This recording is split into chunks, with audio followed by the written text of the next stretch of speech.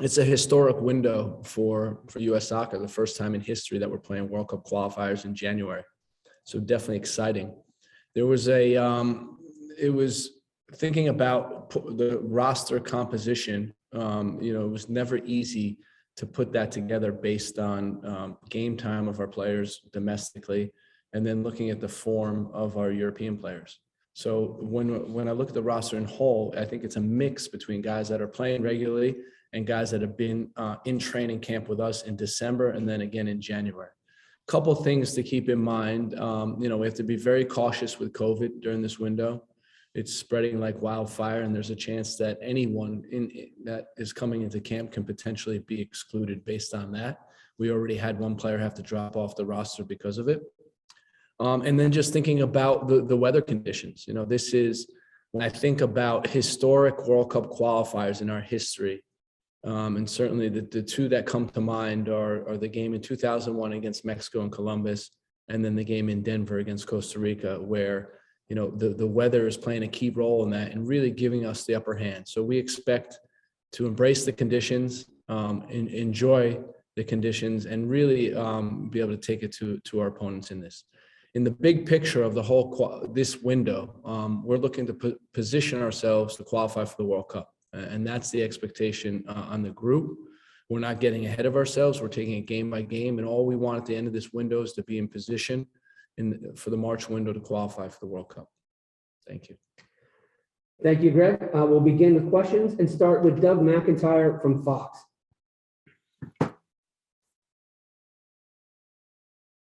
Thank you, Michael. Hi, Greg. Thanks for doing this. I want to ask you about two of the wingers that you brought in, Brendan Aronson and Tim Weah. You mentioned the last time we spoke that Brendan hasn't played a competitive game since early December. Tim's obviously been out injured for a while. How much do you expect to be able to use these guys in these upcoming games? Are they going to be able to play all three? Do you look at them as subs? Just take me through that if you can. Thank you. Doug, there's some positions that we purposely, are loaded in for that case, that we don't expect the players to be 90 minutes fit. We expect to be approaching it in a platoon type of method, where we put guys on, we take guys off, and we work that way. As long as they can go, they can play. When they can't give anymore, then we sub them out. When I look at the winger position in particular, we have Christian, Brendan, Timmy, Paul, and Jordan Morris, who are more than capable of playing that position. So between those five, we're pretty confident that we can get performances that will last 90 minutes. And the other position has been right back. Reggie's been playing regularly. DeAndre just got in and played 90 minutes the other day, but hasn't been such a regular. And Serginho hasn't been playing that often. So that's another position that we have to be cautious at. We have plenty of cover there. But overall, we think that the value of these guys, the value of a guy like Brendan and Tim is worth it, even though they're not 90-minute fit per se, although Brendan has played 3 friendly games for Salzburg in preseason. Next will be Brian Strauss from Sports Illustrated. Thanks, Michael. Hey, Greg. Maybe a bit of a follow-up on that. This window has obvious similarities to October, home away home in 7 days. You rotated most of the starting lineup between the first and second games in October. Considering how that unfolded and considering all the other issues that you just mentioned, how are you approaching it this time? How are you approaching that sort of concept of rotation? Do you think of it as more of a blend this time, or is it still sort of looking at kind of 2 distinct platoons of players? I think any of the 27 players that are called into camp have the opportunity to play. And we called them in the camp for the reason that we trust that they can perform on the field. And now it's about getting the lineups right in each game and competing in each game. I think when I look at the October window, although we got 6 points from it, we were disappointed with the Panama performance, but I'm not sure that's to do with rotation. I think it was an off day for us, and we know we can play better. So in this window, we have a strategy for each game, and we'll put players on the field that we feel can execute that strategy in each and every game. Next will be Stephen Gahn from the Washington Post. Hey, Greg. A lot of these guys haven't played a club match in quite a while. How much What do does you mean that by weigh? a lot of them, Stephen? a lot of the MLS guys. Okay, I thought you meant a lot of the whole squad. No, I'm sorry about that. How much did that weigh on you in terms of European guys in midseason versus some MLS guys who have been out of season but have been in your camps? That was the exercise. Basically, we looked at every position and we had to evaluate how fit the guys were in each position and what they can give us in each position. And some guys, didn't get chosen for Major League Soccer because we didn't deem them fit enough or in form enough. And other guys made it because they were. Our last game was on December 18th. And a lot of the guys who carried onto this roster were on that roster. So they had a couple weeks off. Some of the guys in Europe had a couple weeks off. So, we pushed them hard this camp enough so that we're confident that they'll be fit enough to compete. And with the European guys, most of them have been playing. And if not, they've been training regularly and should be at a good level as well. We think fitness won't be an issue in this camp. Next will be Ron Blum from the Associated Press. Hi, Greg. Looking at some of the people you didn't take, Brooks, Buzio, DK, Pfox, Sargent, could you go into the reasoning for not taking them? And in Brooks's case, his form seems to be better of late. Is there anything beyond form with him? There's absolutely nothing beyond form with John. We think that he has the opportunity to play a role with us in the future. For this window, we decided based on how we're looking at these games and what are the strengths of our opponent, that he wouldn't be the best fit for this particular window. We're hoping that he regains his form for Wolfsburg and they start winning games and move themselves up the table. And he's a key part of that. So like any player, this isn't stuff that's written in stone. Just because a player's not in this camp, it doesn't mean he doesn't have a future with the program. And that goes for Jordan Pfox. It goes for Josh Sargent. We saw that he scored tonight. That's great news for Josh and great news for Norwich. It goes for guys like Tim Ream, John Brooks. And in Buzio's case, he was called in and he got COVID. And that's unfortunate, but he was part of the roster and we had to make changes. Next will be Grant Wall. Hi, Greg. Grant. I wanted to ask about Gio Reyna. I know he hasn't played yet in a game for Dortmund. What's his situation? He's close. He's close to getting back to training. He's training full. He's close to getting involved in the squad. And that was another one that was a difficult decision. In the end, together with Gio, we thought the best thing for him to do is to stay at Dortmund, train these weeks and try to get into their squad. That's vital for him because the big picture for Gio is him playing regularly for Dortmund. And that's absolutely crucial for him. He's done a great job rehabbing. He's gained a ton of muscle, and we think he's going to come out on the back end of this ahead of the game. Next, we'll go to Jeff Carlisle from ESPN FC. Thanks, Michael. Hi, Greg. I was wondering if you could just kind of explain the distribution of outside backs, if you will. Outwardly, it looks like you're a little heavy on the right. Who do you see besides Anthony giving you some minutes on the left? I think Serginho's an obvious choice, right? He's played there before for us in numerous games. So that's certainly a guy that we think can play there. We think DeAndre could play there if we needed to. We think Reggie could play there. We also think that Kellen Acosta can play there. So we think there's plenty of cover in both right back and left back position. We'll go to Sam Stejskal from The Athletic. Thanks, Michael. Thanks, Greg. Hope you're doing well. Wanted to ask about Jordan Morris. Obviously, it's his first qualifying call-up since the last cycle. He started for you guys in December. He's played with Seattle a few games to close the year. Where is he at from a fitness perspective, and how much, physically, do you think you'll be able to lean on him this group if he's chosen? Again, I think if we start looking at this as a platoon type of position where we can use our guys for high intensity as long as they can go and then put guys in, there's no reason to expect that Jordan can't play, over a half. He's done a great job of getting back to his level. He did a good job in December camp. He did an even better job in this camp. And we've played three 11v11s against opponents so far, and he's looked good. Amazing amount of speed. I think that when we look at him, his timing, his movement has been great, has been very good. And I think the next thing to come is his finishing, which he's been working on also. Next will be Jonathan Tannenwald from the Philadelphia Inquirer. Thank you, Michael, and thanks, Greg, as always, for the time. You've touched on this sort of in bits and pieces so far, but I was wondering if you could go to it a little more directly on the importance of calling in a big squad generally, with the number of games and the tight time frame and the weather and the artificial turf in Hamilton and all the other pieces, because it is a larger squad than you might have otherwise called it. I think we're one more than we have been in the past, right? But I think that's a great point, Jonathan. When I look at the threat of COVID and how quickly this new variant has been spreading, we can expect guys to come into camp and test positive. That's just the nature of it. So we need some protection on that. When we think about the potential of playing 3 games in 7 days, that's enough right there to need a bigger squad.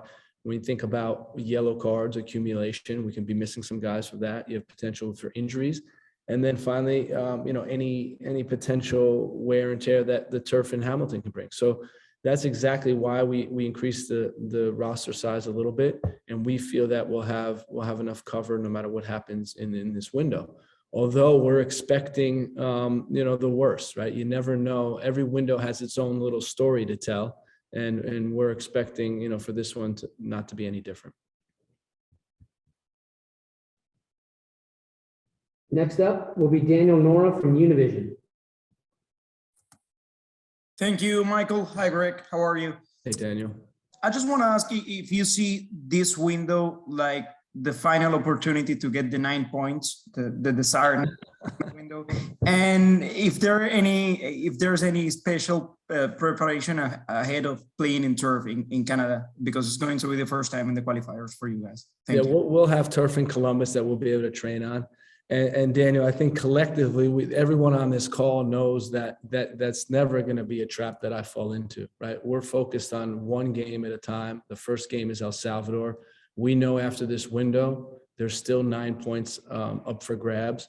There's 18 points total left in qualifying up for grabs. The leader has 16 points right now. So we're expecting this to be a topsy-turvy type of qualifying where I'm sure we're going to see some surprises. I'm sure we're going to see some teams come out of the blue. And for us, it's about focusing on each game and putting a group on the field in each game that can win. And that's all our concern. We're not counting any points. We're not looking towards, a magic number. We're not getting ahead of ourselves. Next will be Iva Skolarcev from SBI Soccer. Greg, obviously, when you have these 3 games together, you can't play same squad all 3 games. You just said one game at a time, but is there any part of you that has kind of mapped out how you initially would deploy lineups for these 3 games, or are you really just going, the Canada game is a blank slate right now? I haven't thought about a single starter for that game yet. And a follow-up, are there any concerns about any players you might not have available for that Canada game, for whether COVID restrictions or issues getting into Canada? No, that's a good question. We purposely chose players for this roster that can go to Canada. We'll have everybody on board for the Canada game. We know that in advance. In terms of your initial thought and initial statement, I'm not sure you can't play all 3 games. If you think about this, our travel's minimized. We have a 50-minute flight up into Canada, right? Then another 2-hour flight to Minnesota.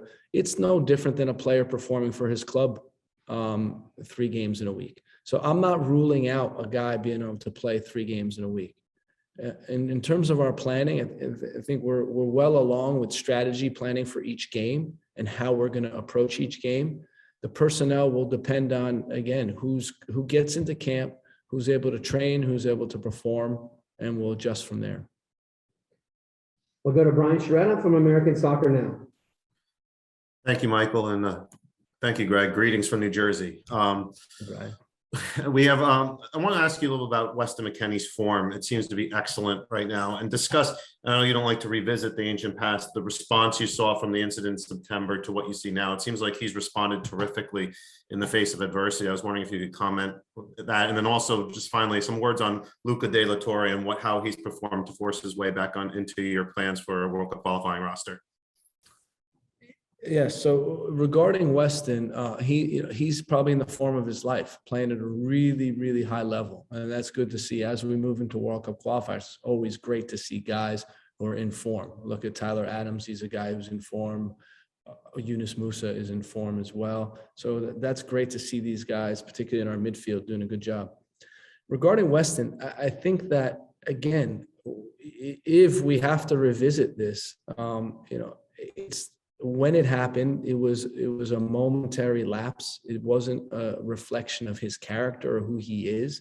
And I think unfairly, he got a little bit too harsh of a treatment from the outside world. And we know Weston, we know he's a good guy. We know that he cares for his teammates, he cares for the team, he cares for the United States soccer. And for him, it was a matter of just getting refocused and bouncing back. And we have 100% confidence that he can do that. He played great in the October window. He played excellent against Mexico in the November window. And we're confident he's going to play really well in the January window. And these things happen with a young team and young players. These things happen. The most important thing is that there's accountability, and then there's accepting from within the group. Next will be Emily Olson from USA Today. Hey, Greg, thank you for the time again. I wanted to ask a question that's not involved with the roster. I know that you've talked about weather in this window, but I'm wondering if you can share, are there any techniques or tips? I mean, the last NFL weekend, we saw players drinking chicken broth, but are there any things that the team, technique-wise, whether you've done in the past as a player in these cold games or the staff is doing now, that you can share? It's a mindset, Emily. It really is. I think it is important to drink warm liquid in the locker room and potentially wear gloves and stuff like that. Put Vaseline on your feet before, but it's a mindset. I played in Germany when it was minus 15 Celsius, minus 20 Celsius, and I played with short sleeves. And the reason why I did that is because it's a mindset. It's mind over matter in this case. Once you get running, once you get sweating, I think you're good to go. And for us, just as all the times we go down to Central America and we're playing in the humidity and the heat and sometimes the smog and the altitude at times, this is an opportunity for us to gain an advantage on our opponents. They're all coming from the equator, and it's going to be really difficult for them to deal with these conditions. They're going to take a couple breaths in, and it's going to hit them like they've never been hit before. And our guys who have been playing in Europe in cooler temperatures, most of the guys here have played in cool temperatures, we'll be ready to go. And we see this as a big window for us. Next will be Nico Contour from CBS. Hey, Greg, how are you? I was going to ask a similar question to Emily's. How cold is too cold? You saw that Canada took Mexico to Edmonton, and it was like almost inhumane how cold that was. But I get your answer that you just gave. It'll be along a similar line. So I'll change my question to Tyler. Obviously, he's one of those players that you can't be without. He's so crucial to your system. He's so crucial to any team, given how he plays. I believe he's on a yellow. And given the fact that Canada's the second game, and you're talking about rotations and all this stuff, how tricky would it be to save him for that game and not use him against El Salvador? I think that's one way to look at it, Nico, that potentially we could do something like that, but it's also having faith and confidence in the rest of the squad and having faith that another guy can go and fill what he does. We played Nations League, most of the Nations League final without him, right? He came in late, very late in that game. We played the whole Gold Cup final. The whole Gold Cup final without him. And he is very important to this group. But I think for us, it's about one game at a time, winning and moving on. And so I think we'd be more inclined to play him than to rest him and to save him for a yellow card. Part of it is, the group understanding that it's next man up mentality, and that's not going to change within this team. You're looking pretty chill there, Nico. All right, we'll move on to Ryan Talmadge from Goal.com. Hey, Greg, you mentioned earlier how it's unusual to have games like this in January, whether that's the weather or the timing or everything like that. But it's also unusual in that it comes in the final days of the January transfer window. And you have some guys who just made moves to new clubs, and you have some guys in this squad who've been linked to moves to new clubs. And obviously, I know you're going to say that everyone's focused on the game, but they are human and this is their lives, and something could change for these guys in the next few weeks. How do you kind of handle that as a team, as a group, individually, and what kind of goes into managing both balancing international commitments with club commitments going on? I think it's important to support the players, listen to the players. I'm always here to help with them and to have a conversation. I look at my role as a sounding board rather than someone that's trying to influence any type of player movement or where they go. I just want to support them and hear from them, and perhaps offer some advice, and that's about it. But I think as players, as professionals, they're used to compartmentalizing it and saying, okay, this is my focus now, and then when I'm off the field, I can kind of move some focus into this area. And I understand that there's transfer rumors with some of our guys, and that's part of it. That's always going to be part of it. But our greater goal and our goal as a group is to qualify for the World Cup, and we're going to be extremely focused on that in this window. We'll take two more questions for Greg and start with Kyle Bond. All right. Thank you, Greg. I appreciate it. Thanks for your time. Just wanted to ask you about Tim Ream. I know you've leaned on him heavily a lot in the past with a pretty young roster at times. Doesn't make the roster this time around, even though Fulham is in real good form as a whole team, but Tim as well. Can you talk about, the makeup for the defenders? I know you spoke about John earlier, but Ream also one of those who's in good form that just didn't make the cut. Yeah, and it was a difficult decision because from a build-up standpoint, Tim gives us everything we need. I think he's probably the best center back on the ball that we have, able to break lines passing and really set the tone from a passing perspective. Some of the game plan for this January window is we think suits other players a little bit better. And again, it doesn't mean that Tim is out of the picture. It means for this window, based on the opponents, based on what we think we're going to be facing, we're going with other players that we feel can execute better. So, time will tell if that's the right decision. We value Tim, we value what he can bring to this team, but unfortunately he didn't make this roster. Last question for today comes from Donald Wine. Thank you, Michael, and thank you, Greg, for taking the time. Get a good one, Donald. You're the last one.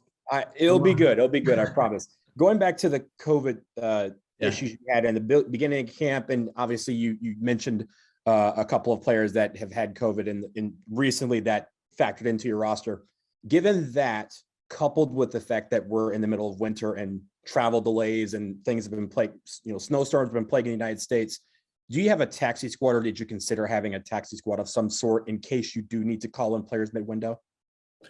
We have alternates that are ready to go. We also purposely brought a larger number of players from this group here because we know we're in the bubble here. We know that we're safe. We're going to be traveling over to Columbus privately, so we know that's going to be a closed environment. And then it's just about having the rest of the group on standby in case we need. But with 27 players, we think we're in pretty good shape. I think it gets, when you start going over 30, it starts getting to be difficult to manage training and training participation and all those things. But with 27 and then a group on standby, we think we're pretty well covered. And we just have to hope for the best. There's instructions going out to the players about how to travel over here and to make sure we're wearing the N95s and being really cautious because, we all know, everyone knows how the COVID's been spreading, and we just have to be careful.